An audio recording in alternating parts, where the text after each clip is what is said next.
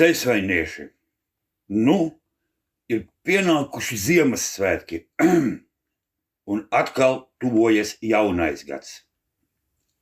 Nu, un es jums gribētu novēlēt arī nākamajā gadā izturību, pavadot to kopā ar mani, Ceļsvaines pārvaldes vadītāju.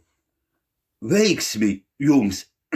Nu, tāpēc arī mēs ar brāli esam sagatavojuši jums šo nelielo dāvanu, jeb, pārsteigumu.